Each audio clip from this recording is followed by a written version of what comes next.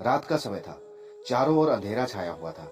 केवल एक ही कमरा प्रकाशित था। वहां 4 मोमबत्तियां जल रही थी। चारों मोमबत्तियां एकांत देख आपस में बातें करने लगी। पहली मोमबत्ती बोली, मैं शांति हूँ। जब मैं इस दुनिया को देखती हूँ तो बहुत दुखी होती हूँ। चारों ओर आपाधापी, लूट घसोट, हिंसा का बोलबाला है। ऐसे में यहाँ रहना मुश्किल है। मैं अब यहाँ और नहीं रह सकती। इतना कहकर मोमबत्ती बुझ गई। दूसरी मोमबत्ती भी अपने मन की बात कहने लगी, मैं विश्वास हूँ।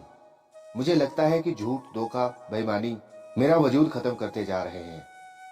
ये जगह मेरे लायक नहीं रही। मैं भी जा रही हूँ। इतना कहकर दूसरी मोमबत्ती भी बुझ गई। तीसरी मोमबत्ती भी दुखी थी। वह बोली, मैं प्रेम हूँ।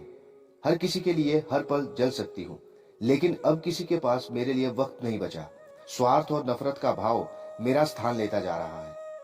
लोगों के मन में अपनों के प्रति भी प्रेम भावना नहीं बची। अब यह सहना मेरे बस की बात नहीं। मेरे लिए जाना ही ठीक होगा। यह कहकर तीसरी मोमबत्ती भी बुझ गई। तीसरी बत्ती बुझी ही थी कि कमरे में एक बालक ने प्रवेश किया। मोमबत्तियों को बुझा हुआ देख उसे बहुत दुख हुआ। उसकी आंखों से आंसू बहने लगे। दुखी मन से वे बोला, इस तरह से बीच में मेरे जीवन में अंधेरा कर तुम कैसे जा सकती हो? तुम्हें तो अंत तक पूरा जलना था, लेकिन तुमने मेरा साथ छोड़ दिया। अब मैं क्या करूंगा? बालक की बात सुनकर चौथी मोमबत्ती बोली, घबराओ नहीं, मैं आशा हूं और मैं तुम्हारे साथ हूं। जब तक मैं जल रही हूं, तुम मेरी लौ से दूसरी मोमबत्तियों को जला सकते हो। और आशा रूपी चौथी मोमबत्ती की बात सुनकर उसने शांति, विश्वास और प्रेम को पुनः प्रकाशित कर दिया।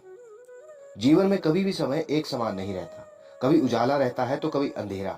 जीवन में अंधकार आए, मन अशांत हो जाए, विश्वास डगमगाने लगे और दुनिया पराई लगने लगे, तब आशा का दीप जला लेना चाहिए।